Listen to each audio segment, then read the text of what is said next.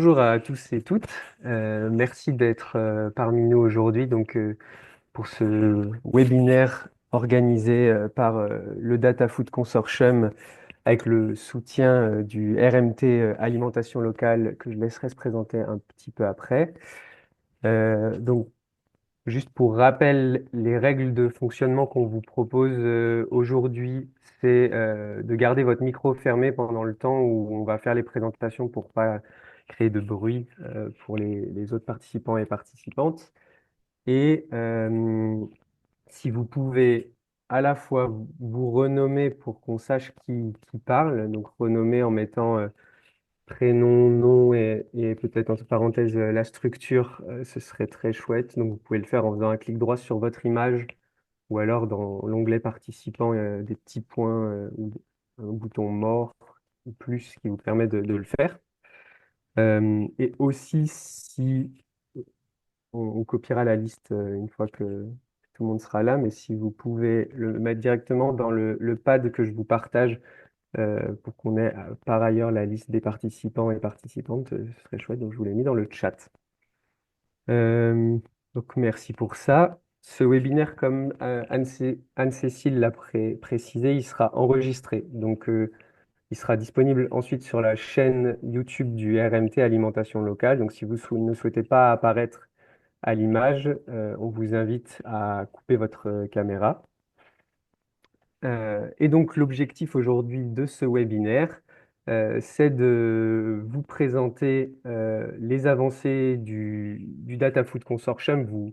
Je vous donnerai le sommaire après, mais donc centré autour de comment faciliter l'optimisation logistique des circuits courts grâce à l'interopérabilité. Et on va pouvoir passer à la slide suivante qui est un temps où je vais laisser dans un premier temps se présenter le RMT Alimentation Locale qui est notre partenaire du coup pour l'organisation de ce webinaire et qui nous met à disposition le Zoom et qui gère toute la partie technique. Et donc je crois Anne-Cécile, c'est toi qui prends la parole là-dessus. Oui, alors bon, on met à disposition le Zoom, mais malheureusement on est tombé sur un petit jour de bug à l'INRAE, donc déjà nos excuses pour le changement de lien. J'espère qu'on n'aura perdu personne en route, mais là de toute façon je parle aux personnes qui ont réussi à récupérer le lien, donc bravo à vous et bienvenue donc pour ce webinaire. Moi je suis là au nom du RMT Alimentation Locale. Donc RMT ça veut dire Réseau Mixte Technologique, donc ce sont des réseaux qui sont portés par le ministère de l'Agriculture, qui réunissent des acteurs de la formation, du développement et de la recherche pour traiter des questions à fort enjeu. Et donc, nous, on a un RMT qui va traiter plus particulièrement des chaînes alimentaires courtes de proximité, ou autrement appelées CACP ici. Donc, on a différents objectifs: produire de l'expertise collective, des outils et des contenus de formation, avec comme public privilégié les agriculteurs, les artisans, les accompagnateurs et les collectivités territoriales, mais plus largement tous les acteurs qui s'intéressent aux questions des circuits courts de proximité. On a également comme objectif de former les acteurs, de transférer les connaissances et les outils, et puis de diffuser ces résultats. Donc, notamment via différents webinaires, différentes publications qu'on peut faire, que vous pouvez trouver sur notre site. Je mettrai le lien juste après, si vous ne l'avez pas. Identifier des nouvelles questions de recherche et développement et incuber des projets. Donc, par exemple, si vous développez des projets en lien avec les chaînes alimentaires courtes de proximité et que vous cherchez des financements, vous pouvez prendre contact avec nous et en tant que RMT, on peut soutenir des projets qu'on trouve pertinents et qui viennent répondre à des questions spécifiques. Et puis, on vient aussi appuyer l'action publique, privée et citoyenne en amenant des conseils, des avis, par exemple à des fondations lors de financement ou dans différentes situations. On a eu différentes auditions au Sénat, par exemple, lors d'actions en lien avec nos sujets de travaux. Le tout dans le but d'apporter une contribution renforcée des circuits alimentaires courts de proximité à la durabilité de l'agriculture, de l'alimentation et au développement des territoires. Et donc ensuite, je vous ai juste mis un petit schéma de l'organisation du RMT. Donc c'est Baptiste, si tu peux passer à ça d'après, super. Donc voilà, on s'organise autour de deux axes principaux. Un plutôt à l'échelle micro autour des stratégies entrepreneuriales. Un second axe plutôt à l'échelle macro où on va parler relocalisation de l'alimentation dans la résilience des territoires. Et puis on a quatre groupes transversaux avec des thématiques plus spécifiques, donc la formation, la logistique, le numérique et la réglementation. Et donc aujourd'hui, le webinaire, il s'inscrit dans les activités du groupe numérique, mais on verra qu'il y a des liens, bien sûr, avec d'autres activités du RMT. Et comme vous voyez, ces différents groupes sont animés par des structures variées. Donc voilà, on essaye de mixer les approches. C'est tout l'objet du RMT. Et un dernier mot, c'est que cette édition, l'édition actuelle, elle va se terminer en fin d'année prochaine. Donc, si vous suivez nos actualités, vous verrez qu'on organisera un événement en novembre 2025. Donc, il n'y a pas encore de communication autour de ça, mais voilà, on est plutôt sur une fin d'édition. Donc, on va voilà publier sans doute différentes choses dans les prochains mois.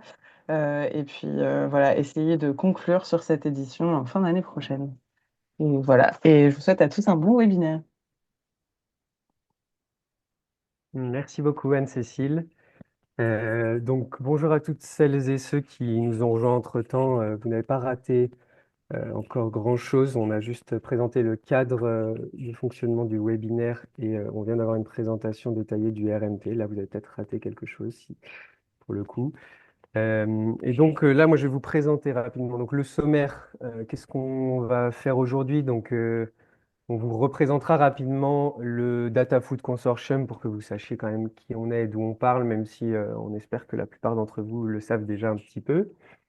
Et ensuite, on aura un temps sur le standard et les évolutions du standard, donc toujours avec l'angle évolution par rapport à la logistique notamment, qui nous sera présenté par Baptiste, et une démo qui nous sera présentée par Simon, que je vais laisser ensuite tous les deux se présenter. Et enfin, une petite dernière partie que je présenterai sur comment intégrer le standard et les prochaines évolutions à venir. Et on aura à la fin de tout ça un temps de questions-réponses. Donc si vous avez des questions, on a les réponses. Et n'hésitez pas à soit les noter dans le chat, on essaiera de les lister au fur et à mesure, soit bah, vous les notez. Et donc on aura ce temps à la fin. On va essayer de ne pas entrecouper chaque partie avec des questions-réponses. Donc notez bien vos questions pour la fin. Il y a aussi un pad qui vous a été partagé plusieurs fois, à la fois pour noter votre nom, prénom et structure, mais aussi il y a une partie questions en dessous si vous voulez commencer à les écrire dès maintenant. Et nous, on listera toutes les questions là-dedans au fur et à mesure. Et juste pour rappel, avant de donner la parole à Baptiste et Simon pour qu'ils se présentent, ce webinaire, il s'inscrit dans une suite de webinaires qui ont été coportés avec le RMT, que vous pouvez retrouver sur la chaîne YouTube du RMT Alimentation Locale, et où donc, je vous ai remis les éléments. Donc, si vous voulez voir notre progression ou s'il y a des éléments spécifiques qui vous intéressent, vous pouvez aller voir chacun de ces webinaires précédents. Et donc, avant de passer à la partie présentation du Data Food Consortium, je vais laisser Baptiste se présenter, puis Simon. Baptiste, à toi. Ouais, bonjour à tous, moi je m'appelle Baptiste Darnache et je travaille chez LZR qui développe une application pour les maraîchers et dans l'entreprise, en gros, je fais du travail de data scientist, de transformation de données. Et avec ma directrice, Florence Amardel, on aide le DFC pour la construction du standard, de l'ontologie et du travail de connaissance qu'on verra juste après. Et voilà. Et du coup, je passe la main à Simon.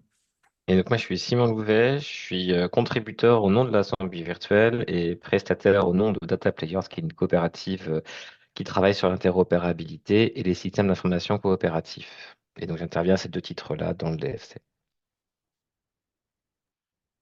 Merci beaucoup, et on vous présentera un peu après les autres membres actifs du projet.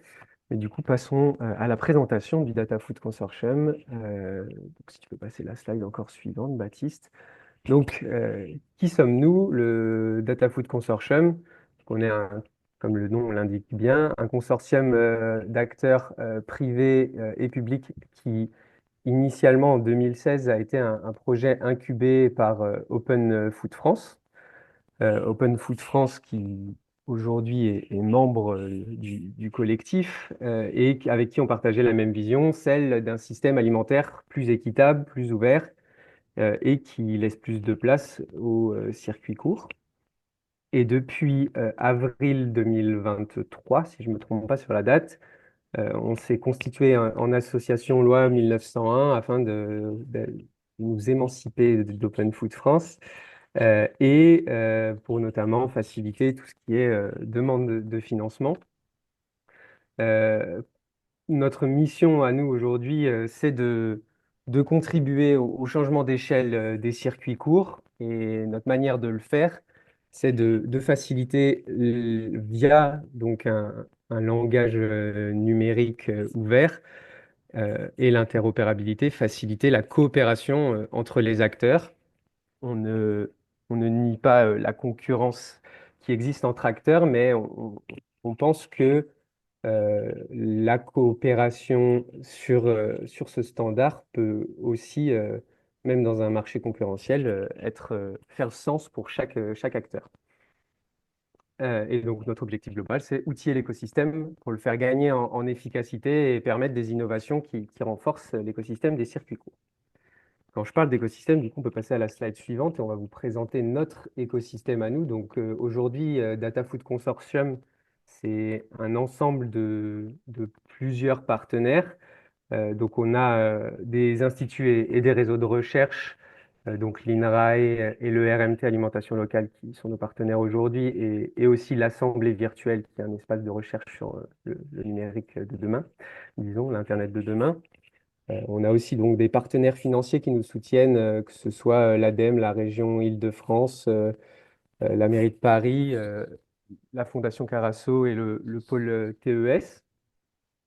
Et, euh, et par ailleurs, étant donné qu'on est un standard, on a donc des plateformes qui intègrent ce standard ou en tout cas cherchent à l'intégrer et nous font des retours pour pouvoir améliorer notre standard. Donc Open Food Network, parce qu'on a un usage de ce standard qui est fait à l'échelle internationale, notamment au UK, au Canada et en Australie par le biais d'Open Food Network. Mais on a aussi Socléo, Open Food France, Elzéar, Cop Circuit, Alma Food, Mycelium, Verso Optime, La Ruche qui dit oui et Open Food Fact qui sont des plateformes pour le coup qui interagissent avec nous, qui n'intègrent pas tous le standard, mais qui pourraient avoir vocation à l'intégrer. Et étant donné qu'on travaille aussi sur la partie logistique, on a des partenaires logistiques qui ont contribué à la définition de cas d'usage notamment, qui nous ont permis de faire avancer le standard, et ça, je laisserai Baptiste revenir là-dessus. Mais donc, Verso Optime, La Charrette, Alilo, Agriclu, Mapo Tempo, la Fabrique Logistique, le Kiosque Paysan et Fablim, donc qui doivent être des noms que vous connaissez, voire même des personnes qui sont présentes ici. Donc ça, c'est l'écosystème global. Et si on va sur la slide suivante, Baptiste, la slide suivante, du coup, on a gardé les membres actifs actuellement qui contribuent aujourd'hui au projet, notamment à travers des réunions bimensuelles et des réunions techniques et ontologiques sur la technique et sur l'ontologie, et donc qui sont les acteurs que vous voyez ici. Et je ne sais pas du coup, dans les personnes qui sont ici, qui est présent. Tu vois, donc il y a Hélène Féchamp d'Alma Food. Euh, Est-ce que peut-être, Hélène, tu veux juste dire un mot pour présenter Alma Food? Oui, bonjour à tous. Donc Alma Food, c'est tout ce qui est information consommateur et nous travaillons majoritairement donc avec les circuits courts pour les producteurs qui transforment et vendent en circuits courts. Donc c'est un peu plus loin de la logistique. Cependant, nous nous occupons d'informer le consommateur justement sur les produits qu'il consomme et à terme aussi l'impact carbone de leurs produits et notamment en circuit court. Merci. Je ne sais pas s'il y a d'autres membres contributeurs. J'ai vu Florence. Est-ce que tu veux dire un mot sur Elzéar? Baptiste l'a déjà un peu fait, mais si tu veux prendre la parole, vas-y. Bonjour à tous et toutes. Comme Baptiste l'a dit, nous, on développe chez LZR une application web et mobile pour pouvoir accompagner la gestion de production, notamment des maraîchers, dans leurs outils de planification des cultures pour pouvoir optimiser leur plan d'assolement et leur calendrier cultural et derrière assurer tout le suivi de la production. Donc pareil, on est un petit peu loin de la logistique, mais on est au début de la chaîne euh, amont, puisqu'on a derrière les récoltes et les stocks des agriculteurs, des différentes fermes. Et donc l'idée, c'est de pouvoir alimenter la chaîne de valeur pour la distribution et la livraison des produits en circuit court. Merci Florence. Je vois qu'il y a Bérangère de Cop Circuit, si tu veux dire un mot rapidement aussi là-dessus, sur Cop Circuit. Oui, bah bonjour, ravie de vous voir toutes et tous là et j'ai hâte de découvrir tout ça. Ben, Cop Circuit, c'est une des instances du réseau Open Food Network. Donc nous, on met à disposition une plateforme pour vendre en circuit court et donc comme tu le disais, Florent, c'est Open Food France qui a notamment voilà, poussé la dynamique autour du Data Food Consortium. Donc évidemment que nous, on est comme circuit une des plateformes qui s'engage à utiliser le langage commun. Et puis Open Food Network, à l'échelle internationale, est hyper engagé sur les questions d'interopérabilité. C'est comme ça qu'on voit l'avenir des outils numériques dédiés au circuit court. Voilà, donc j'ai hâte de faire un petit point d'étape avec vous, savoir où vous en êtes. Merci. Alors, je ne sais pas s'il y a d'autres personnes contributrices qui sont ici. Si oui, je vous invite juste à le mettre dans le chat ou à lever la main. Et sinon, je passe à la suite. Yes, Romain, si tu veux, Ah, je peux dire un mot. vas-y, Romain. Ouais, Ouais, vas-y. bonjour à tous, ouais, Romain de Socléo. Pour ceux qui connaissent Socléo, donc on a un ERP dédié au circuit court pour les producteurs transformateurs. Et nous, on intervient depuis le début au sein du Data Food, notamment, comme l'a bien rappelé Florent, dans l'idée de travailler avec tous les acteurs, tout l'écosystème, euh, et donc d'avoir un langage commun. On avait été à l'initiative d'une norme qui s'appelait circuit ouvert, qu'on voulait mettre à disposition de tous pour partager de la donnée. Et, et là, c'est construit le DataFood, donc on a rejoint à ce titre, évidemment, le projet. Voilà. Je sais pas qui veut continuer. Ouais, merci Romain. Bah, je crois que tout le monde a pu parler dans les contributeurs. Et du coup, je propose d'avancer. Donc, sur la slide suivante, je vous refais rapidement donc, le contexte. Euh, Normalement, si vous êtes là, vous le connaissez un peu, mais voilà, c'est qu'il y a un écosystème des circuits courts très diversifié, donc autant en termes de statut que de business model, euh, et, dans, et beaucoup de services qui sont proposés pour les circuits courts, qui sont enfin, ils vont dans la tendance globale de notre société de plus en plus informatisés, donc que ce soit comme l'ont montré les différents contributeurs au standard. Euh, et le problème que pose cette informatisation avec une profusion d'outils, sur la slide suivante, Baptiste, c'est un fonctionnement en silo.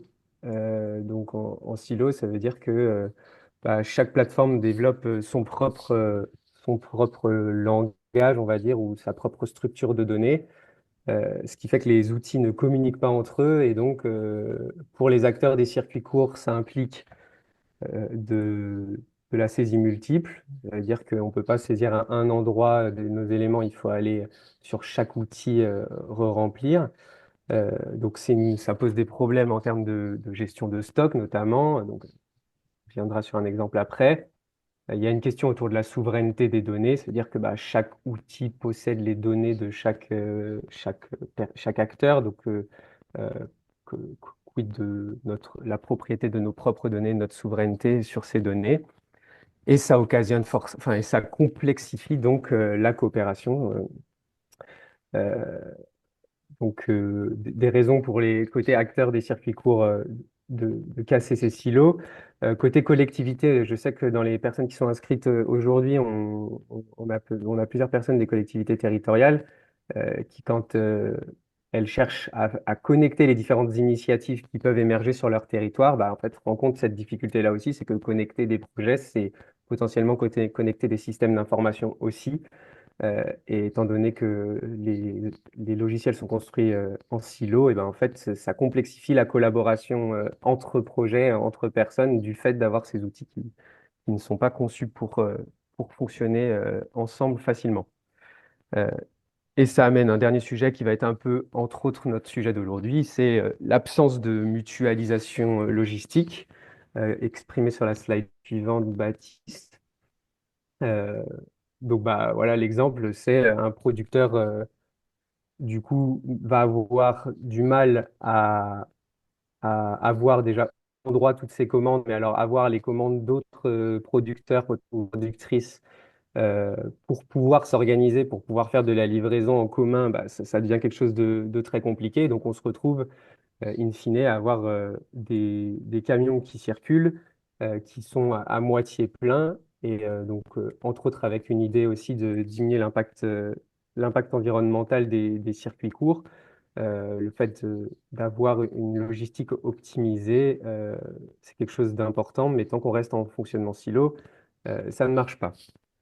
Donc la slide suivante qui explicite un peu la solution que nous on propose, c'est l'interopérabilité, avec un exemple plus sur la gestion de stock, mais c'est-à-dire, imaginons un producteur qui vend sur deux plateformes différentes. Bah, en fait, si ces plateformes ne communiquent pas et qu'il vend, par exemple, ici, deux bottes de radis sur une plateforme, il va avoir deux bottes de radis en moins dans son stock, donc il va aller devoir mettre à jour sur l'autre plateforme ou les autres plateformes si c'est plus complexe que ça, mettre à jour son stock, ce qui rend complexe et qui prend du temps au final aux acteurs directs des circuits courts. Là où si on a un moyen d'interopérer, de faire fonctionner entre elles les plateformes, en fait, elles peuvent mettre à jour directement les informations et éviter le temps passé à mettre à jour à la main sur chacune des plateformes. Donc, c'est à ça que vient répondre l'interopérabilité. Sur la slide suivante, on voit que pour autant, des solutions d'interopérabilité, il en existe plusieurs. Euh, on peut créer de l'interopérabilité entre deux plateformes préexistantes en juste ayant quelqu'un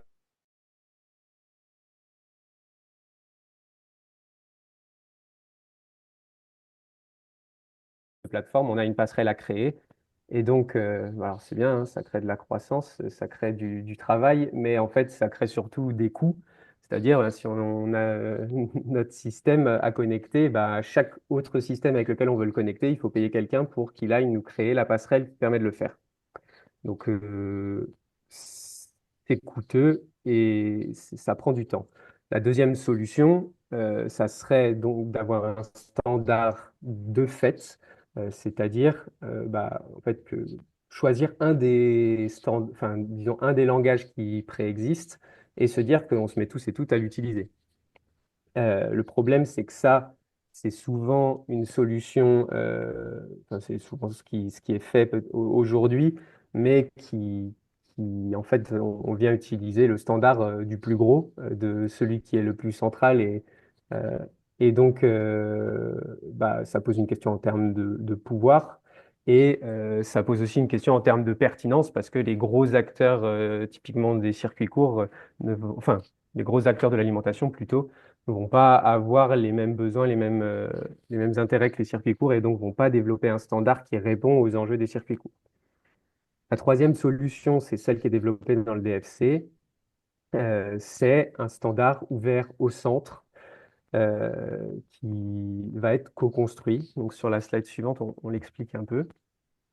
Euh, donc nous, ce qu'on a décidé de faire au Data Food Consortium, c'est de co-créer ensemble un langage équitable en open source et adapté aux circuits courts, mais pour et par les acteurs des circuits courts, c'est-à-dire bah, en prenant en compte les différentes tensions qui peuvent exister dans chaque type de logiciel qui peuvent exister, qui servent aux circuits courts.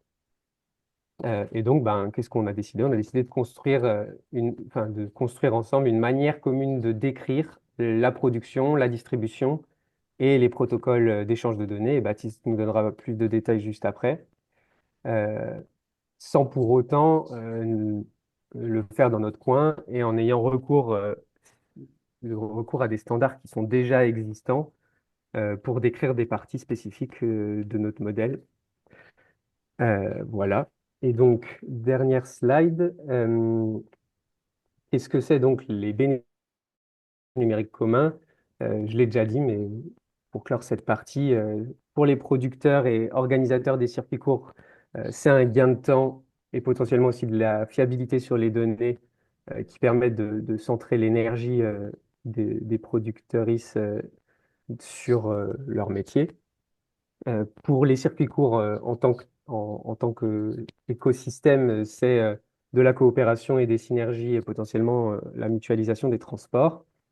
Et pour les collectivités territoriales, ça permet de développer les circuits courts et donc aussi de limiter les empreintes et les flux logistiques et les empreintes CO2 de la chaîne enfin, de l'alimentation. Voilà pour cette partie du présentation du DFC. Et je vais du coup laisser la main à Baptiste pour vous parler un peu plus en détail du standard. Ouais, merci. Du coup, on va parler du standard. Alors, avant de ça, on va parler parce que notre standard est construit sur plusieurs technos, mais on va d'abord parler d'une ontologie qui est l'une des structures de données sur lesquelles repose notre standard. Donc, une ontologie, qu'est-ce que c'est? C'est un modèle de données assez spécifique qui permet de représenter des classes, comme une produit, une personne, et des relations, comme une personne a acheté un produit. Des règles d'afférence. Du coup, si on peut déduire des choses de nos données. Par exemple, si une personne a acheté un produit, elle en est propriétaire. Et on peut avoir des contraintes. Par exemple, on peut définir qu'une personne qui ne peut pas acheter l'alcool, c'est les mineurs. Et donc ce modèle, parce qu'il va permettre de décrire nos données, il permet plein de choses. Et couplé avec une taxonomie, en fait, il va permettre d'améliorer la description des instances. Donc, nos produits, nos personnes, nos commandes et tout. Et ça va faciliter l'interopérabilité. Pourquoi? Parce qu'en fait, il faut être sûr, quand on essaie d'interopérer des produits, qu'en fait, ce soit les mêmes. Et plus on apporte de la description, plus on est sûr qu'on parle bien de la même chose, ce qui est vraiment un des enjeux de l'interopérabilité. Et donc, nous, le cas d'usage du standard, effectivement, du coup, c'est faciliter l'interopérabilité des plateformes de circuits courts. Et donc là, il y a plusieurs sous-cas d'usage. Donc, il y a la description des catalogues de produits qui proviennent des plateformes.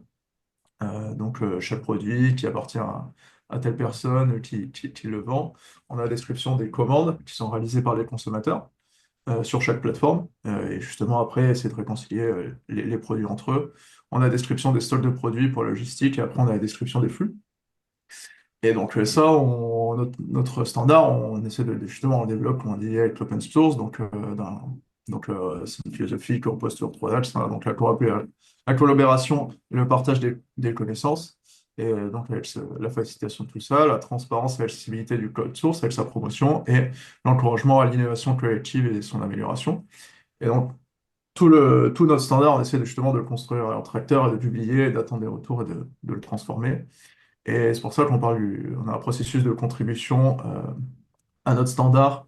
Alors, un premier processus de contribution, hein, qui permet de rentrer dans son développement, du coup, soit en participant aux réunions de projet pour apporter une expertise, à l'enrichissement des taxonomies à travers un outil donc, qui s'appelle Workbench, et ensuite à la création d'issues sur l'IPO. Donc ça, c'est des premières étapes à la contribution qui après peuvent arriver à un impact plus fort comme les acteurs qui sont présentés avant sont dans le standard. Et donc et notre standard, il repose sur plusieurs technologies. Alors, soit il repose actuellement, soit il a vocation à l'être. Enfin, il y a des discussions. Donc, on a donc le Web Semantic, donc c'est les standards sur lesquels reposent les ontologies, sur lesquels sont basées justement les technologies qu'on met en place. OpenID pour la connexion. Après, on a les standards de communication. Donc, on a LDP. Et après, il y a des discussions autour du développement de Solid. Et après, on a des standards métiers, donc plus connus, où soit on a intégré des classes du standard comme schema.org, soit on s'aligne avec des instances de GS1, ou alors des standards un peu plus connus ou lesquels on a cherché à se connecter. Donc l'idée, c'est qu'aussi on se Pardon. base sur l'existant pour construire notre modèle. Ok. Mais donc Oui, ça, ce sera des... je vais chercher les clients. Florence, est-ce que tu peux te mute, s'il te plaît? Euh, Et donc voilà, l'idée c'est on a mis en place, mais donc ça potentiellement on le présentera dans une prochaine présentation un peu plus technique, mais ça, voilà, pour que vous ayez une idée. Et donc notre standard, il repose sur plusieurs ressources. Donc on a justement ce qu'on parlait des ontologies, donc avec une ontologie métier, que je vais présenter un peu après, qui représente justement tous nos cas d'usage.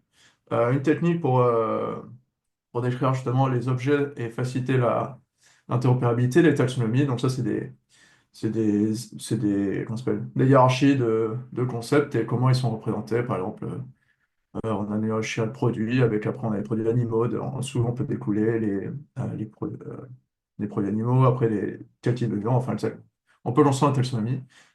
Euh, et après on a le protocole technique, donc les règles sur lesquelles l'ensemble des paramètres techniques qui concernent justement la sécurité et comment les plateformes communiquent en utilisant cette ressource.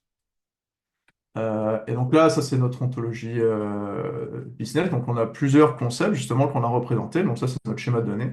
On peut voir justement comment on va représenter nos produits, nos commandes, et ensuite des informations comme les entreprises, les personnes ou les lieux physiques. Donc, et l'idée c'est qu'on prenne on va décrire ici un peu plus précisément le cas d'usage logistique. Alors, on en a plusieurs, qui sont un peu la finalité de où on va. L'idée c'est qu'on a par exemple trois producteurs et trois clients. On a trois producteurs enfin, on a trois clients qui ont réalisé des commandes pour trois producteurs sur une plateforme en rouge, et on a deux autres clients sur la plateforme en bleu.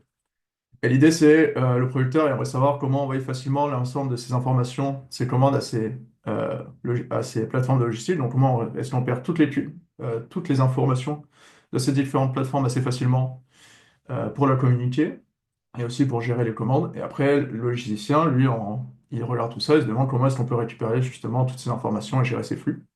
Et donc ça, c'est le cas d'usage final. Et donc pour ça, il y a eu plusieurs choses. Donc il y a eu l'enrichissement de la description des produits pour certaines contraintes logistiques. On a le suivi entre produits répondant à notre ligne de commande, donc quel produit réel on va désigner pour quelle commande, la description des véhicules de transport et des services logistiques. Et l'idée qu'en fait, ces cas d'usage sont venus après plusieurs ateliers avec des logisticiens avec lesquels on a discuté et comment on a décrit leur cas d'usage qu'on a essayé d'implémenter.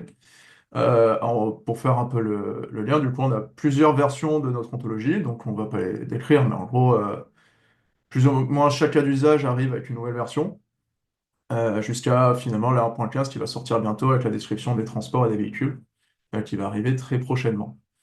Et donc en fait, pour faire le lien, en fait, c'est toute la partie du bas qui représente un peu tout le cas d'usage logistique et ce qu'on a modifié dans notre ontologie. Et donc pour en conclusion, donc, en fait, on a un standard qu'on a construit et qui maintenant en plus on arrive un peu à une certaine finalité de nos cas d'usage. Alors bien sûr, il y a toujours des choses à améliorer, mais on arrive un peu à tout le cycle qui était à la base de DFC. Donc on a l'amélioration de notre conto pour justement les cas d'usage. On a une taxonomie, justement, pour décrire nos produits, nos unités et tout, qu'on enrichit et qui est ouvert à la collaboration, justement pour étendre justement le nombre de cas d'usage et faciliter l'interopérabilité. Et après, on va aussi chercher à expérimenter notre standard de plus en plus pour le confronter à des cas d'usage réels et ensuite l'enrichir au fur et à mesure. Voilà, donc là, on va passer à Simon. Donc je te passe le partage. Ouais, donc le temps qu'on passe à Simon. Donc là maintenant, Simon, je te laisserai expliquer peut-être du coup ce que c'est ce démonstrateur et peut-être parler de Verso Optimo du coup qu'on utilise et nous indiquer donc ce que tu vas nous montrer là, en quoi ça met en avant ce qu'est capable de faire notre standard.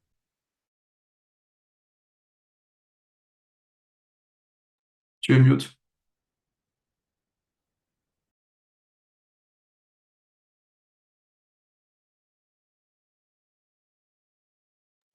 C'est bon.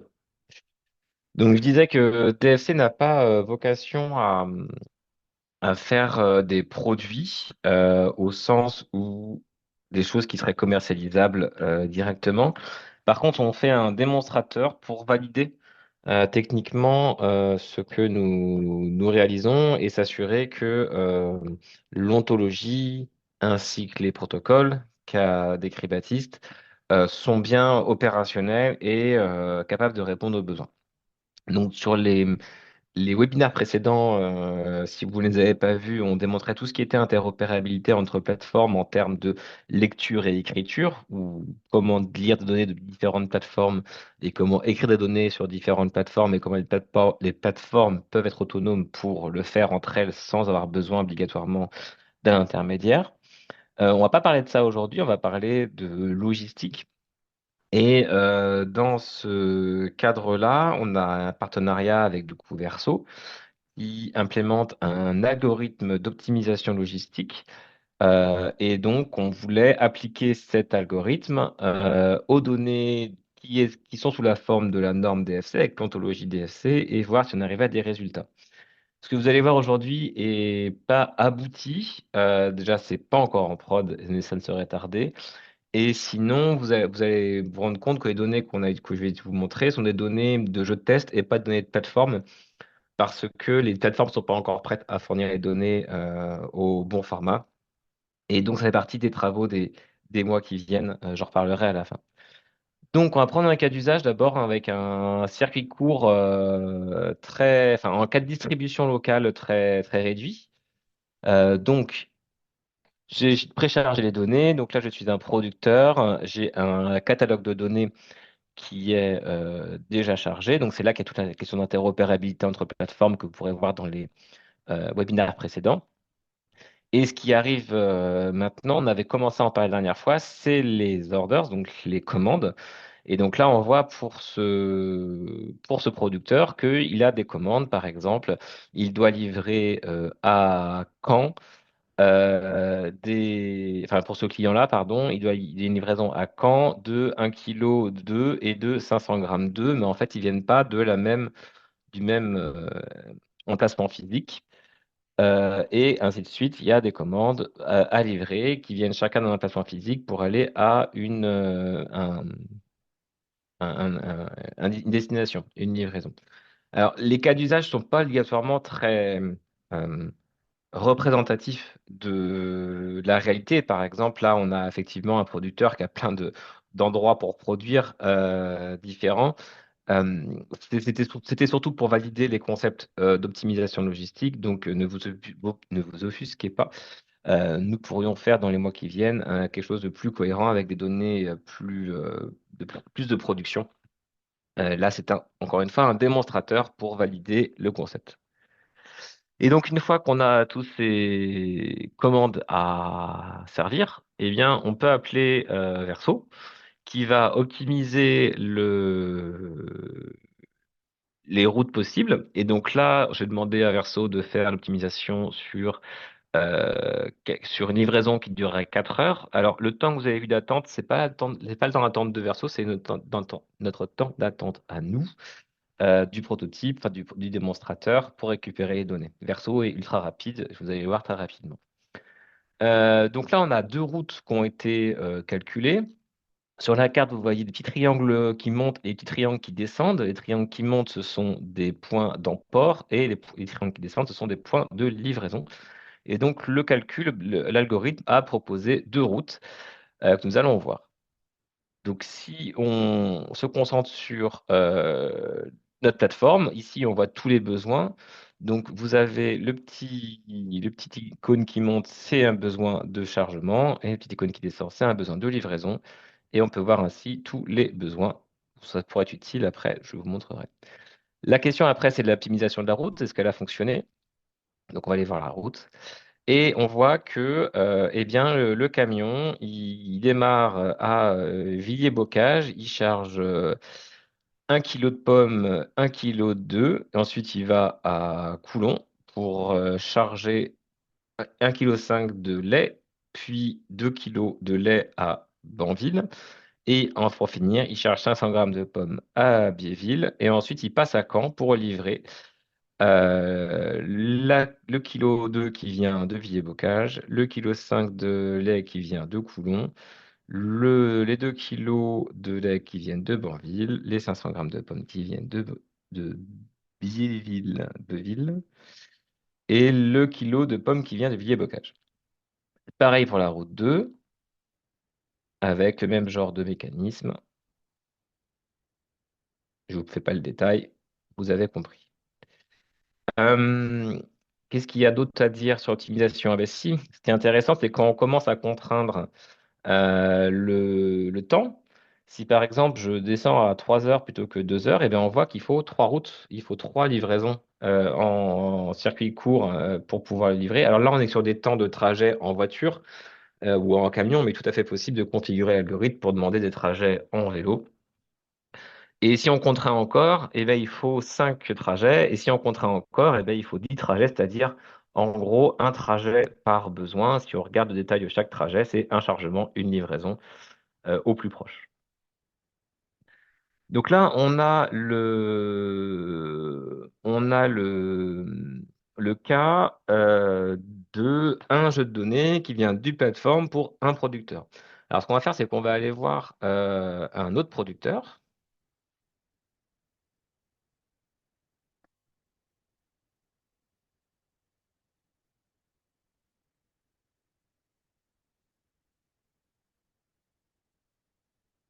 Et ce producteur, il a un cas d'usage différent.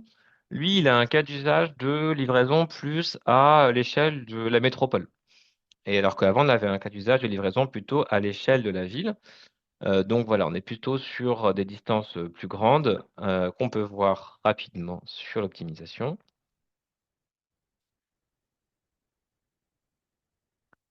Et donc là, si on regarde les détails, vous voyez que tout à l'heure, on était dans la ville, on est plutôt à l'ouest de Caen, plutôt sur une échelle métro, voire département.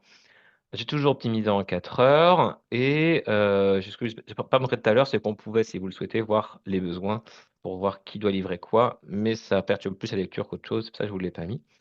Et donc, on a le même principe, hein, c'est exactement la même chose, sauf que les trajets sont plus longs. Et donc là, on voit qu'on a deux chargements, que du chargement, quatre chargements et quatre livraisons. Mais est-ce qu'il y a des chargements? Non. Par contre, si je augmente le nombre d'heures possibles, je vais avoir moins de trajets. Je vais redescendre à 2, voilà. Et là, on voit ce trajet-là, le trajet 1, il est beaucoup plus complet. Il cumule en fait. Ah non, il cumule pas. Il fait tous les pick-up et tous les delivery. Mais ça pourrait arriver qu'il fasse pick-up, delivery, c'est-à-dire je charge, je livre, je charge, je livre en fonction des besoins. Donc là, il fait une grande tournée de chargement puis de livraison. Mais c'est possible on verra tout à l'heure que ça peut changer. Ouais. Sur l'interface, vous pouvez choisir la route pour mieux l'afficher en surbrillance afin de mieux se rendre compte ce qu'elle fait. Et donc maintenant, on a deux users qui ont récupéré leurs données sur deux plateformes différentes. Et je vais prendre le cas d'un logisticien qui a le droit d'accéder aux données de ces users. Alors, on n'a pas implémenté la question de comment un producteur donne les droits à un logisticien de regarder ces données. On a considéré pour l'instant que ça faisait pas partie de l'ontologie et du protocole. Mais c'est en cours de discussion, notamment en termes d'autorisation de qui a le droit de regarder quoi. Ça fait partie notamment des travaux qu'on mène avec Solid. Donc là, on va considérer qu'on est un logisticien. Et ce logisticien, il a accès à toutes les données de la plateforme. Et donc, alors que tout à l'heure, on avait deux plateformes différentes pour deux users différents, eh bien là, on va avoir le logisticien qui accède à toutes les données, sachant que on pourrait aussi avoir un user qui a deux plateformes. Je n'ai pas fait le cas, mais c'est tout à fait possible d'avoir un user qui a deux plateformes et vous pouvez voir les optimisations que pour ce user-là sur ces deux plateformes. Ici, on se retrouve avec deux plateformes différentes. Donc, les triangles qui montent et qui descendent ont changé de couleur. Il y a toute la partie métropole, départementale et la partie ville. Sauf qu'on voit bien qu'il y a un point de livraison en ville. Donc, on va voir ce qui va être possible de faire avec ça. Donc, on se retrouve avec ça, c'est tous les besoins du département, enfin de la métropole. Et ça, c'est les besoins de la ville. Eh bien, on voit que la première route qui est proposée, c'est-à-dire, alors il y a des petits défauts, c'est que quand les deux routes commencent au même endroit, on ne peut pas les sélectionner. Des défauts encore de jeunesse d'interface. Si on regarde la route 1, elle prend quasiment que des échelles métropolitaines, puisqu'elle prend les données de la plateforme métropolitaine. Mais on voit que sur la route 2, ça devient intéressant. Eh bien, on a un camion qui démarre ici, vous voyez, ici, là, au niveau du 2, un peu loin de la ville et qui va quand même récupérer un besoin qui est sur la plateforme de la ville de 1 kilo de pommes. Puis ensuite, par contre, il va récupérer 1 kilo d'œufs. Mais vous voyez, la plateforme est différente, c'est-à-dire que ce pick-up-là, eh bien, il est fait d'ailleurs à la même ville, donc c'est normal qu'ils les fassent ensemble, mais pour deux plateformes différentes. Puis ensuite, il va charger encore autre chose, 1 kilo d'œufs pour les besoins de la ville, et il se rend ensuite à Caen, vous pouvez voir ici, pour aller charger un 500 grammes d'œufs. Et ensuite, il va faire Ah, il livre quand? C'est intéressant. Il livre quand du kilo qui vient de billet bocage, mais ensuite il va rechercher en pick-up, donc en chargement, 500 grammes de pommes qui viennent du besoin de la ville. Et donc là, il a mélangé à la fois les besoins de la ville et les besoins de la métropole, et il a fait un déchargement au cours de sa tournée avant de recharger. Donc on a tous les cas, là on a le cas le plus complexe possible d'optimisation. Et ben, j'ai fini la démonstration. Donc, les prochaines étapes, c'est faire ça avec des vrais jeux de données qui viennent des vraies plateformes, comme on avait fait pour les webinaires précédents, avec des plateformes qui sont en capacité de nous fournir les informations. D'autres étapes qu'on n'a pas fait ici, qui étaient prévues, mais qu'on n'a pas réussi à faire dans le timing avec tous les complexité d'écosystème que vous pouvez comprendre, c'est que là, le Verso est appelé en direct depuis le démonstrateur et on voudrait faire qu'on appelle une passerelle ou un intermédiaire ou un middleware qui prendrait les données sous l'ontologie DFC qui est en train de sortir pour la logistique et qui les envoie à Verso pour le calcul et qui, à retour du calcul de Verso, les renvoie à la personne qui l'a demandé dans l'ontologie DFC de manière à pouvoir travailler 100% en DFC sans avoir de mécanique de traduction en Verso à réaliser pour les utilisateurs et pour les créateurs d'applications. Et j'ai fini, je rends la main. Yes, merci Simon. T'as pas fait varier le temps Ah, sur je cette peux. dernière simulation, C'est non? Juste parce possible. que vu que c'était le cas le plus complexe, moi-même, j'aurais été intéressé de voir. Ah, bah, je peux prendre 30 secondes. Non, mais si ça Je peux marche, hein. prendre... Après, Oui, oui, s'il ça y a marche très l'effet bien. démo, je préfère pas que tout le Non, monde. non, non, ça marche très bien. Là, on a 5 routes. Alors, si on veut, imaginons que là, je demande un livrant à 4 heures. Donc, en 4 heures, ça demande quand même 5 routes. L'idée serait peut-être d'optimiser un peu plus et de mélanger un peu plus les circuits. Donc, on va laisser plus de temps. Et là, voilà. Là, on est en 3 routes. La première route est totalement sur l'échelle métropolitaine. La route numéro 2 mélange les deux. La route numéro 3 mélange les deux aussi. Mais on est passé de 5 à 3 livraisons. Et si j'augmente encore, je vais réduire le nombre de livraisons. Voilà, je peux descendre à 2 livraisons. Sachant que la tournée, on voit bien qu'il part vers l'est sur le département. Et ce qu'elle fait un petit peu de ville, un petit peu, oui. Elle fait essentiellement la métropole, mais elle fait aussi un petit peu de ville. Elle en profite pour charger ce qui vient de Banville. Si on regarde Banville, on voit bien que c'est ce qui est un peu loin de la ville. Donc c'est logique que elle en profite pour, venant de l'Est, passer par là pour aller livrer la ville. Voilà, si ça satisfait ta Merci, curiosité. c'est bon, je suis content. Euh, Bah super. Est-ce que Baptiste, tu peux repartager les slides?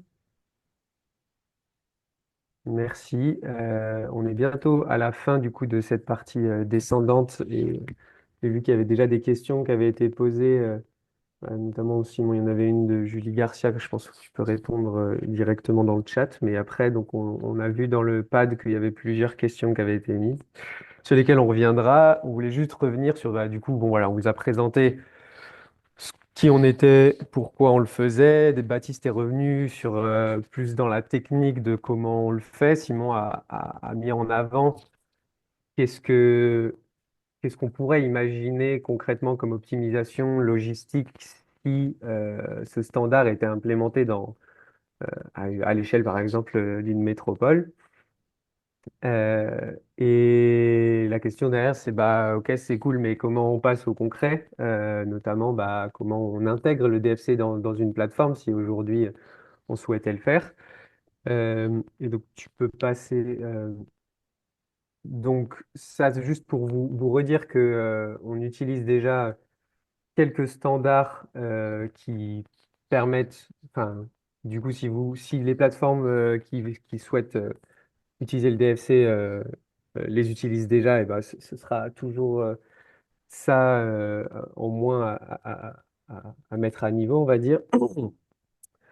Euh, mais aussi que, il y a des moyens de faire des passerelles, notamment avec du JSON LD pour les plus techniciens, mais on va pas rester trop longtemps sur ce sujet, pour ne pas avoir à transformer tout votre langage tout de suite. Mais si vous voulez le faire, on a développé en interne ce qu'on a appelé des connecteurs DFC qui permettent enfin, de faciliter la mise à niveau des différentes plateformes qui peuvent exister et qui voudraient passer vers le DFC et qui permet d'exporter les données ou d'importer les données au format DFC, de naviguer dans les données liées au format DFC et d'effectuer des calculs. Et ils sont déjà publiés du coup dans différents langages, donc TypeScript, Ruby et PHP.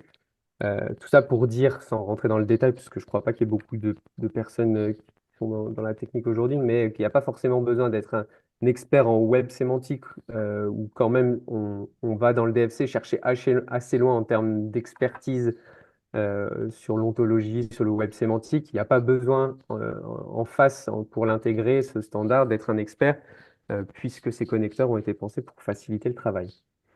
Euh, Sur la slide suivante, juste un peu de perspective sur les futurs projets. Donc, on compte réaliser un webinaire bientôt à destination, enfin, pour présenter un livre blanc à destination des DSI et CTO, donc plutôt pour parler aux personnes techniques, pour vraiment mettre en avant l'intérêt pour chaque plateforme d'intégrer ce standard.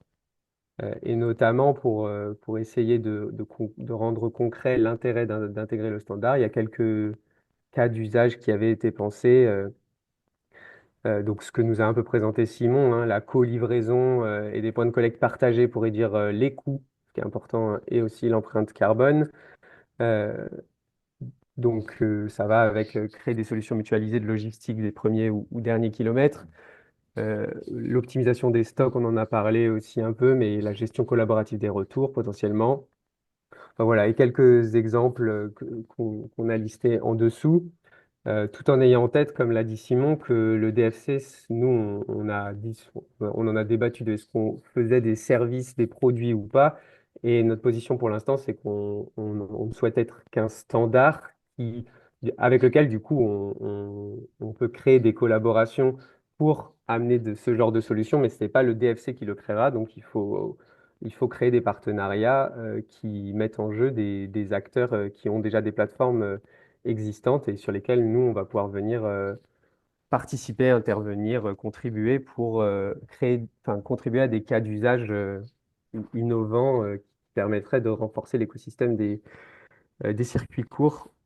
Des circuits courts, oui, voilà. Euh, Est-ce que Hélène, tu veux compléter par rapport à ça? Parce que je sais pas si tu as des éléments à rajouter. Non, non, Ouais. c'est très bien. Merci beaucoup, Florent. Ok. Et donc, tu peux remettre la slide suivante, pardon, Baptiste. Donc, ah oui, bah, cette slide n'a pas été mise à jour. On vous enverra dans un mail de clôture de ce webinaire des liens pour rejoindre le DFC parce qu'il me semble que ce format-là, il ne doit plus être activé. Mais voilà, si tu vas sur la slide encore suivante, Baptiste, voilà, il y a tous les endroits où vous pouvez nous contacter ou nous suivre. Donc, que ce soit la boîte mail, le site web, sur LinkedIn, alors Twitter, je ne sais pas si c'est encore actif, et on a aussi un Slack que je vous partagerai dans le mail de clôture de ce webinaire. On va passer donc aux questions maintenant.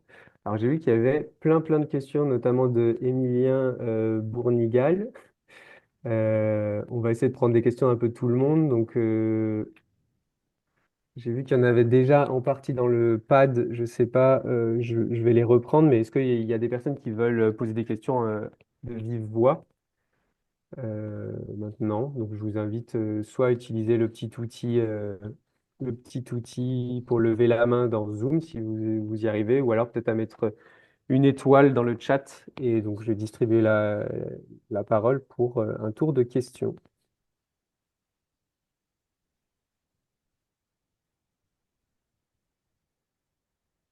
Sauf s'il n'y a pas de questions et que c'était tout très clair.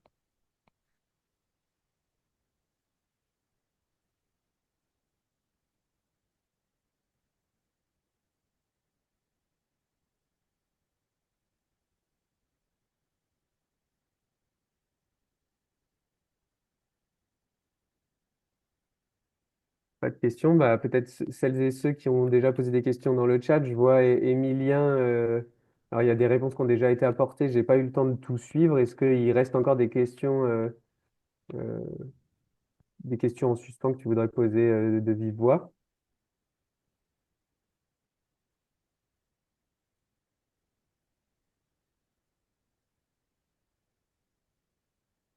Peut-être pas, je sais pas. Ah bah, Émilien n'est plus là. Donc, est-ce que ce sera compliqué de poser des questions? Ouais, Simon, alors si tu veux te poser une question à toi-même, vas-y.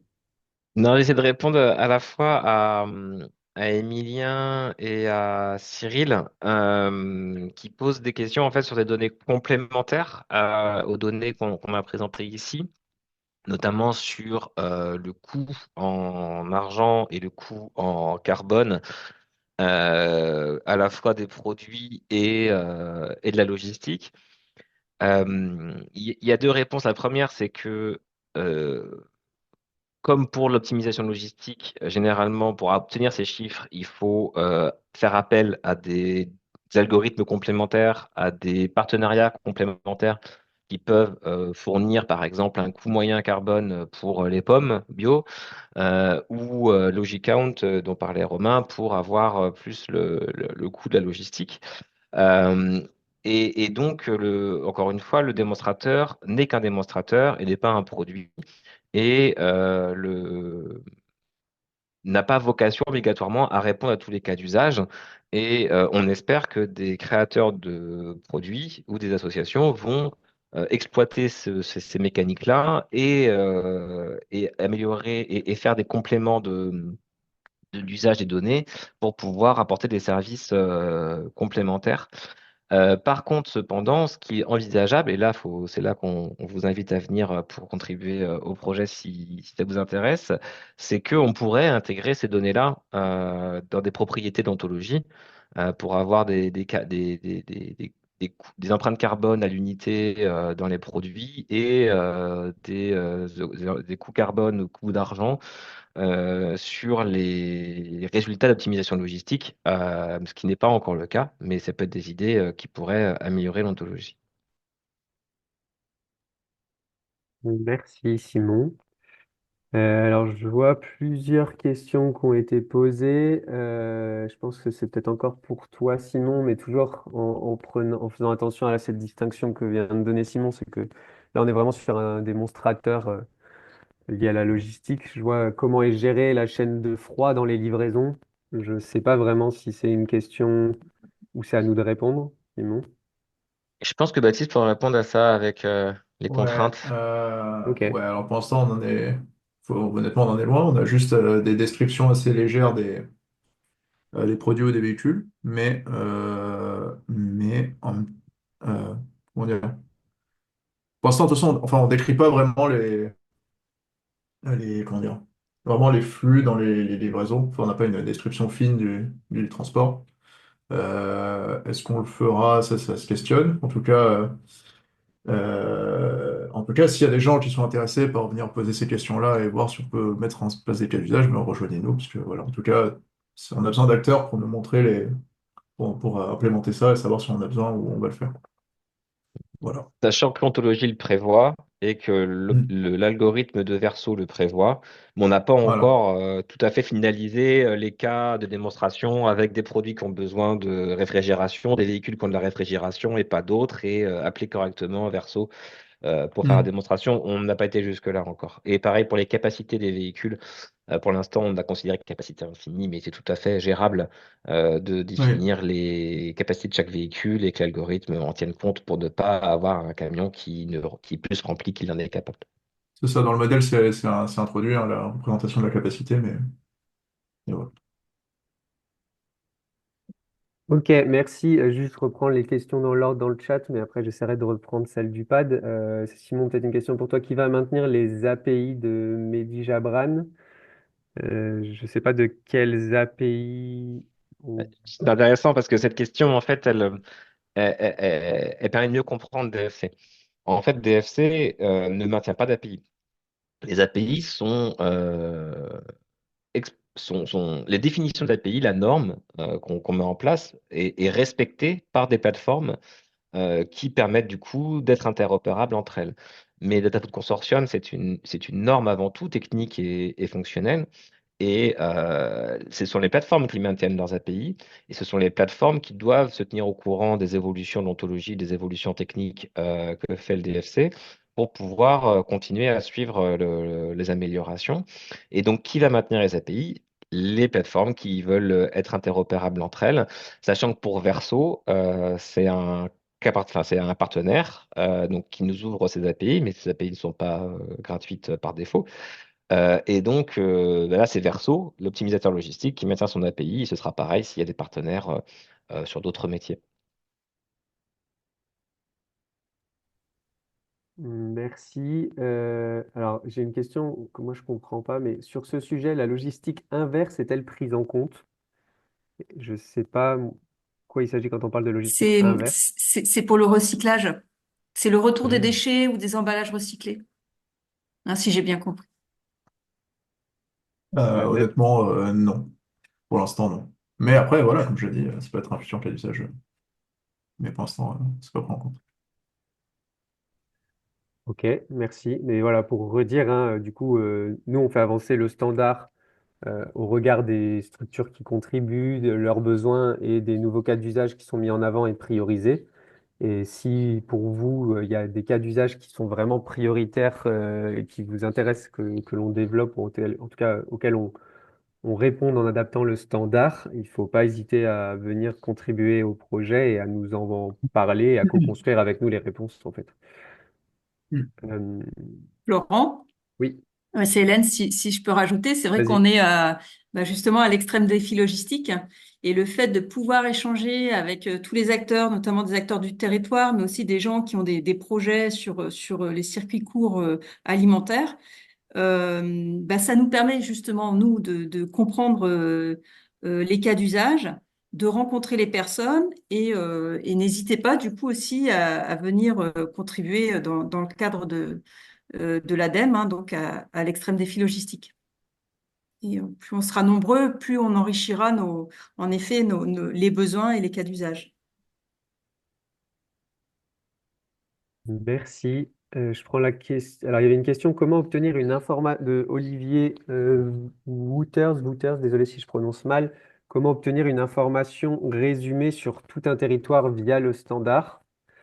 Euh, Ouais, pour je- préciser un peu plus, Ouais, je veux bien, merci. oui, c'est par exemple sur, allez, ici on est en Belgique et par exemple il y a beaucoup de territoires qui mettent en place des initiatives pour optimiser la logistique sur le territoire.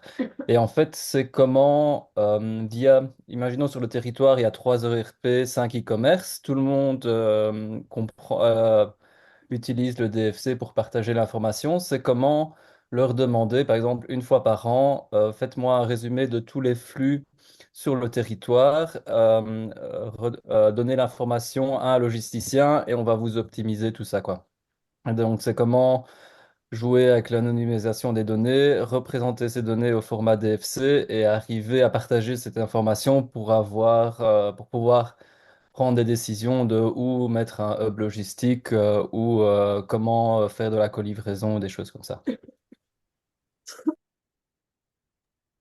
Ouais, très, très intéressant comme question. Est-ce que... Je peux répondre s'il n'y a personne d'autre. Ouais, bah, vas-y, commence. Et puis si quelqu'un veut compléter. OK. En fait, la difficulté que Olivier explique, elle va au-delà du protocole DFC, parce que c'est la difficulté du self-data ou de l'open data. et de l'anonymisation, c'est-à-dire qui a le droit d'accéder à quelles données et sous quelles conditions. Est-ce qu'il y a un contrat? Est-ce qu'il y a de l'argent? Est-ce qu'il y a de l'anonymisation? Est-ce qu'il y a de l'open data? Et en fait, ces questions-là, elles dépendent pas vraiment de DataFood Consortium. On n'est pas du tout commencé à, on veut pas, enfin, a priori, on ne veut pas normaliser tout ce qui est échange de données sous credential, enfin sous validé par une sécurité de contrat ou d'anonymisation. L'idée, c'est plutôt que ce soit des outils qui le fassent, c'est-à-dire un outil, par exemple, qui signe des contrats de partenariat ou des contrats d'anonymisation avec ces différentes plateformes belges, qui va au-delà de DFC, qui nécessite une ingénierie de projet, une ingénierie de droit, une ingénierie de partage d'informations. Parce que on va aller au-delà de la sécurité traditionnelle où un user a le droit d'accéder à quelque chose. Là, c'est récupérer l'ensemble des données, soit anonymisées, soit sous contrat, pour faire des calculs sur le territoire, ce qui est hyper intéressant. Et l'ontologie DFC peut servir au moins à ce que tout le monde les partage de la même manière. Par contre, le comment est-ce que on va respecter à la fois les questions commerciales, les questions de propriété intellectuelle et les questions de droit d'accès aux données, pour l'instant, c'est pas le périmètre de DFC, sachant qu'on y réfléchit en parallèle, notamment avec Solid, qui pourrait nous apporter ce genre de choses, mais on est encore à l'état un peu embryonnaire, quoi. J'avais quelque chose à rajouter. Donc, en termes de droit, donc là, en Belgique, en fait, en territoire wallon, il y a souvent un groupement de producteurs par province, quoi. Et donc, il y a, en termes qui allait comment prendre une décision, bah, sur, par exemple, la province de Luxembourg, il y a 100 producteurs qui font partie du groupement. Et donc, si au sein du groupement, ils se disent en séance ou il faut une fois par an, OK, on partage toutes nos données, il y aurait, Par exemple. il y aurait un certain aval de, OK, tous ces producteurs-là, ils travaillent sur ces plateformes-là, et donc on pourrait demander toutes les données d'une manière anonymisée pour ces producteurs-là, parce qu'ils font partie d'un groupe, et dans le groupe, tout le monde a décidé que oui, on partage ces données, quoi. Tout à fait. Mais encore une fois, l'explication commence par une décision politique. Et donc, du coup, DFC peut pas faire cette décision politique. Donc, du coup, il faut y réfléchir. Et tout à fait, ce cas d'usage est tout à fait possible. Ça nécessite d'aller au-delà du protocole technique, d'aller sur des questions de gouvernance. Olivier, ça a répondu à votre question, du coup. Oui, oui, non, non, c'est très bien, c'est très intéressant. Super, merci. Merci beaucoup, hein, merci Simon. Je lis la question suivante qui avait été notée par Julie Garcia. Comment est accueillie l'ontologie DFC par les acteurs actuels des circuits courts avec qui vous êtes en lien, notamment l'écosystème dont vous avez parlé? Donc là, c'est peut-être pas si, enfin, dans les personnes qui font partie de l'écosystème, est-ce qu'il y a des personnes qui veulent donner leur avis ou alors Moi, je peux, si tu veux. Enfin, ah ben, volontiers. euh, bah bien. Euh, le le problème, c'est qu'on devrait être beaucoup plus à l'heure actuelle. Alors, tu l'as rappelé en introduction, autour des acteurs, on pourrait croire qu'il y a beaucoup de concurrence, mais en fait, on se rend compte qu'on doit travailler ensemble puisque le choix du prestataire revient au producteur et si le producteur il a choisi d'utiliser tel ou tel outil, on va pas à l'encontre de son choix. Donc l'idée c'est qu'après, bah, on puisse travailler entre prestataires et bah, pour que la norme elle fonctionne. Enfin, qu'elle fonctionne. Il faut qu'elle soit adoptée et pour l'adopter, il faut commencer à l'utiliser. Donc, co-travailler ensemble. Euh, je pense qu'on peut dire qu'on a déjà des chouettes projets de prod, notamment avec l'INRAE et Coupe Circuit. Nous, chez Socleo, on attend qu'une chose, c'est que ça devienne notre format standard. Voilà. Qu'on puisse exposer toutes nos données, donc que ça soit catalogue, commande, stock, flux logistique, sous ce format. euh, et que derrière, qu'il y ait le maximum d'acteurs qui puissent aussi euh, co-travailler avec nous et les utiliser, sans qu'à chaque fois, évidemment, ça soit un projet de passerelle d'interopérabilité avec des coûts euh, qui, bien évidemment, sont souvent pas supportables par le producteur lui-même. Voilà ce que je peux dire. Merci, Romain. Mais sinon, oui, évidemment, c'est tout l'enjeu, c'est qu'il y ait le plus d'acteurs qui utilisent cette norme pour qu'elle devienne un standard. Alors, je vais pas dire de fait, mais c'est un peu ce qu'on aimerait quand même.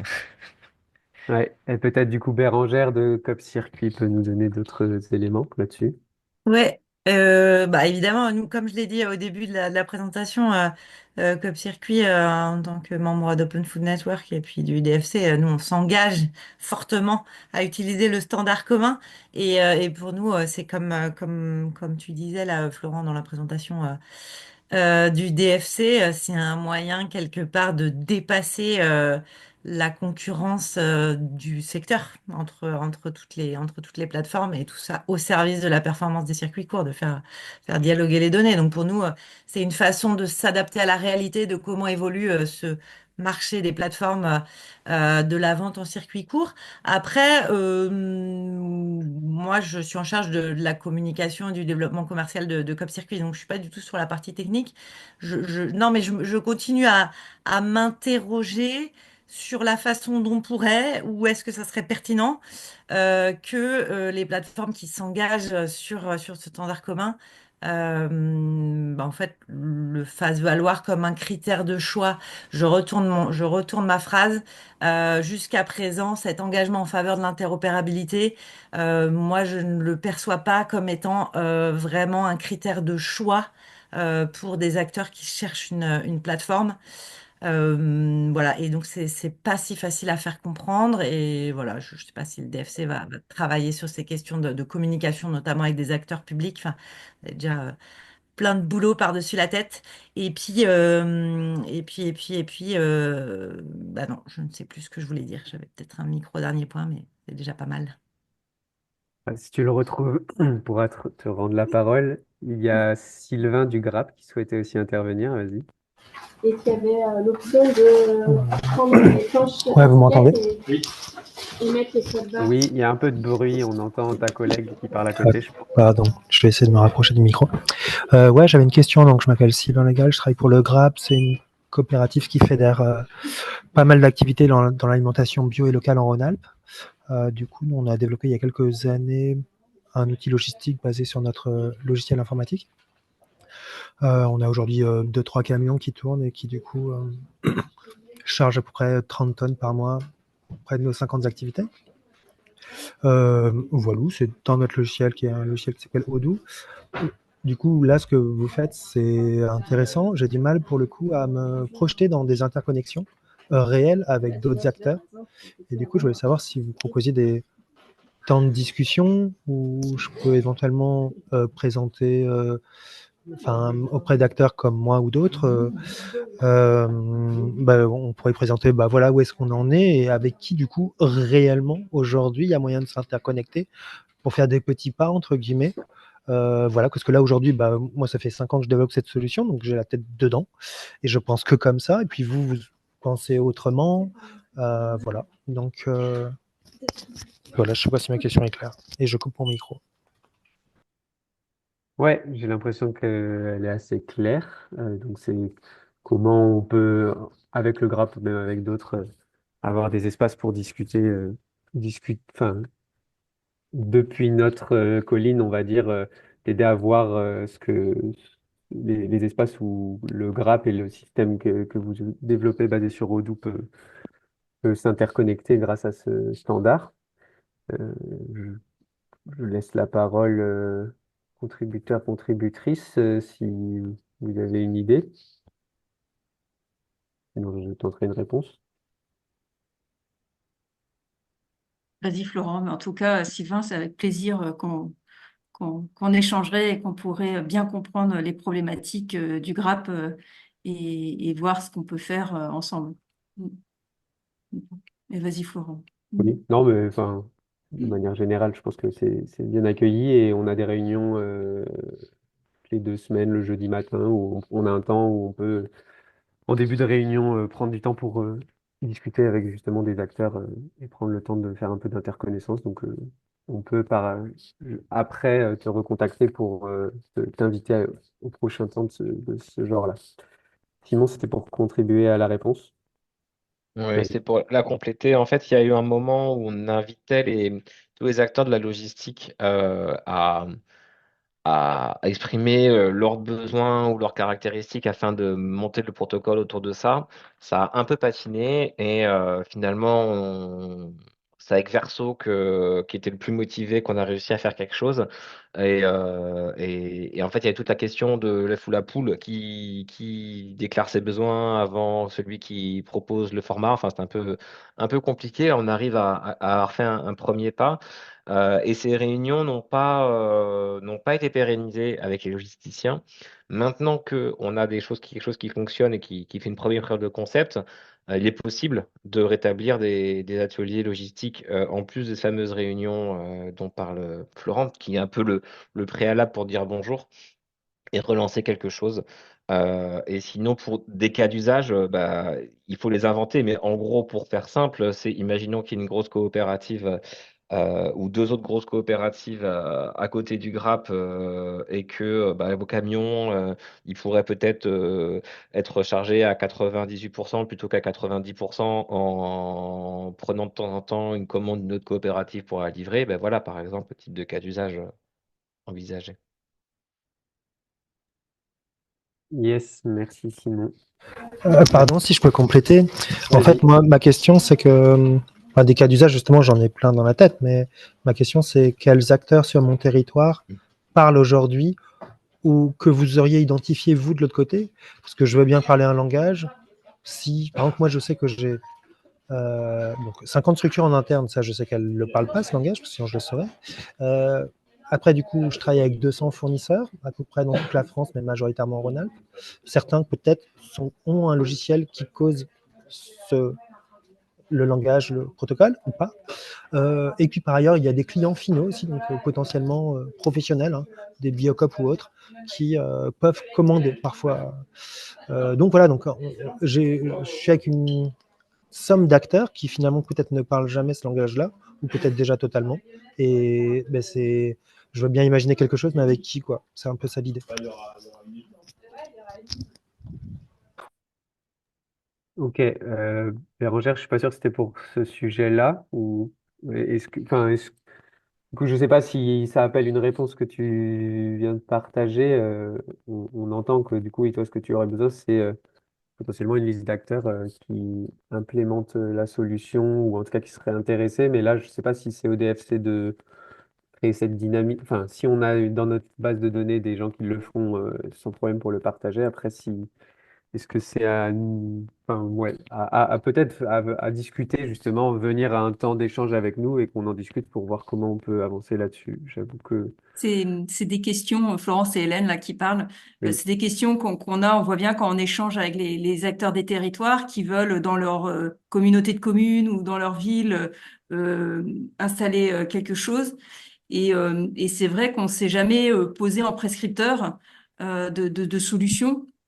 Et en même temps, ça rejoint un peu la remarque de Bérangère, c'est-à-dire que à un moment donné, nous, ce que l'on sait, c'est qu'on a accès à des plateformes qui vont jouer le jeu de l'interopérabilité et donc de s'engager pour les circuits courts. Et pour l'instant, voilà, on n'a pas forcément d'une démarche de prescription, mais c'est vrai que je m'en rends compte en échangeant avec les différents acteurs des territoires qu'il y a ce besoin aussi de bien connaître euh, le maillage et les solutions qui peuvent exister. Ouais. Si j'ai bien compris la problématique. Ouais, je sais pas si ça répond du coup, Sylvain, mais donc on peut continuer à en discuter par ailleurs pour essayer de trouver avancer là-dessus ensemble. Alors, je prends juste des discussions qu'il y avait dans le chat, donc sur la question de prioriser certaines livraisons par rapport à d'autres. Il y a eu des réponses qui ont été apportées. Il y avait une question sur la dégradation des routes. liées à la santé économique des conseils départementaux et à l'absence de solutions de remplacement au bitume ou encore aux impacts du dérèglement climatique, ne risque-t-elle pas à très long terme de compromettre l'optimisation des circuits courts alimentaires de proximité? Là, je pense qu'on est dans une question qui dépasse peut-être le DFC, enfin, qui pose la question de la logistique de manière très très très large. Je ne sais pas si quelqu'un veut tenter une réponse à ça ou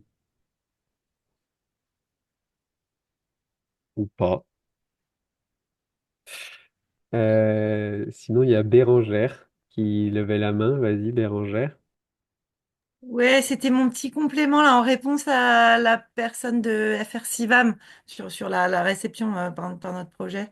En fait, nous, on contacte les plateformes que l'on découvre, qui se créent. Et donc, il y en a beaucoup et régulièrement qui se créent. Et justement, pour leur proposer de rejoindre le DFC, voilà, en donnant l'adresse mail, etc. Or, deux remarques à ce stade. Est-ce que vous, DFC, voilà, vous avez une action justement pour vous faire connaître des plateformes? Ou alors est-ce que nous, qui sommes intégrés dans le consortium, est-ce qu'on pourrait avoir une action concrète à mener pour faire connaître le projet? Et je me dis même que est-ce que s'il y a moyen de toucher les porteurs de projets en amont, avant le lancement des projets logistiques ou des projets qui facilitent les prises de commandes?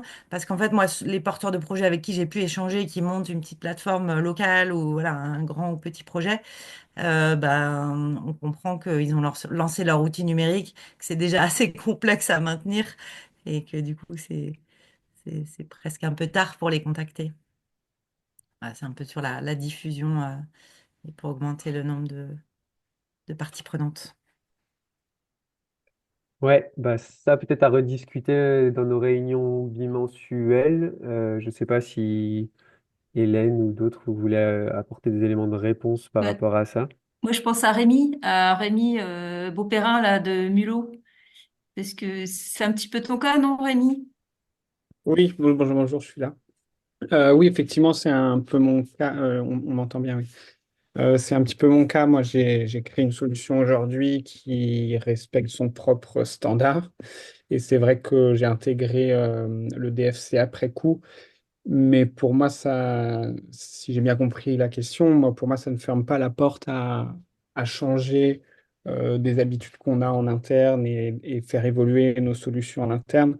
Parce que l'idée derrière, c'est aussi atteindre forcément plus de clients, atteindre plus de partenaires et développer sa solution sur la plus grande échelle. Donc, en fait, l'avantage est tel que je pense que le coût que ça représente est intéressant à prendre.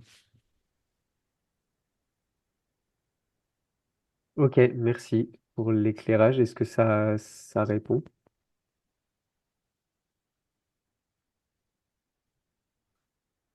Je vais prendre ça pour un oui. Et juste, il est 55, donc on s'est donné jusqu'à 15 heures. D'ailleurs, je ne l'ai pas rappelé en tout début de webinaire. Donc, on va peut-être prendre quelques dernières questions et on s'arrêtera là et on vous invitera. Je vous trouverai le lien pour nous rejoindre sur Slack si vous voulez continuer à échanger avec nous sur ces sujets. Et donc, je vais prendre la question de Diana Rio-Grand-Châtel. Oui, merci. Bonjour à tous. En effet, je confirme que ça serait bien d'avoir un échange peut-être entre les porteurs des projets et votre plateforme, disons. J'arrive à ces webinaires parce que ce matin, j'étais dans un autre webinaire, donc on m'a envoyé le lien et en fait, dans le département de la Vienne, on est en train de mener une réflexion sur l'optimisation logistique en circuit court. Il y a plusieurs plateformes qui sont déjà créées, soit par des producteurs, soit par le même département, soit dans le département d'à côté, en Deux-Sèvres, la plateforme Ressalis. Et donc, on est en train de réfléchir à comment optimiser les différents plateformes qui existent pour créer une seule qui optimise la logistique au niveau du département. Donc, on est en projet il y a des plateformes qui sont déjà créées, mais avant de continuer peut-être à créer ces grosses machines hein, de logistique départementale, peut-être qu'on pourrait avoir déjà dans notre réflexion le fait que vous savez peut-être une solution qu'il faudrait penser ou prendre dès le début pour essayer d'améliorer du coup la logistique et ne pas inventer des choses que vous savez déjà. Donc, je sais pas quelles données, parce que les plateformes qui sont créées, sûrement qui sont je ne connais pas au niveau numérique quelles données, quel format de données ils travaillent, mais on est en parallèle en train de faire un recensement des trajets des producteurs avec justement Logico. Et donc, on a déjà des résultats Logico pour une quarantaine des producteurs du département. Et non, on va lancer le même recensement, mais côté aide alimentaire, parce que du coup, l'aide alimentaire, il y a aussi des camions qui circulent et qui sont aussi vides, que du coup, ils vont du nord du département au centre, qui va le camion vide, et puis ils retournent à moitié plein. Mais du coup, les producteurs du nord, ils pourraient envoyer dans ces mêmes camions des produits au lieu qu'ils soient vides. Donc, ça, c'est un peu le but de l'optimisation logistique. Et donc, je ne sais pas s'il faut qu'on s'inscrive à votre groupe de travail ou si simplement, là, on est en train de mener une étude sur l'optimisation logistique, c'est-à-dire pour réfléchir ensemble à ces grandes plateformes. Est-ce que, en présentation de ce que vous faites ou juste un échange entre ceux qui sont en train de faire l'étude et puis vous, ça serait intéressant. Alors, en une minute, étant donné qu'il est 14h59, je ne sais pas si quelqu'un veut tenter une réponse, mais j'imagine qu'avec tous les échanges qu'on entend là, nous, on a une réunion, du coup, une réunion bimensuelle jeudi, et on rediscutera, je pense, à ce moment-là de relancer peut-être un groupe logistique, ou en tout cas pour les différentes propositions ou demandes qui ont été faites, de savoir ce qu'on peut vous proposer à celles et ceux qui en ont exprimé le besoin. Simon, si tu veux tenter du coup très rapide un élément de réponse. Oui, je vais répondre en 30 secondes sur ce que peut faire le DFC. Pour l'instant, c'est un groupe de recherche, on va dire, financé essentiellement par des subventions.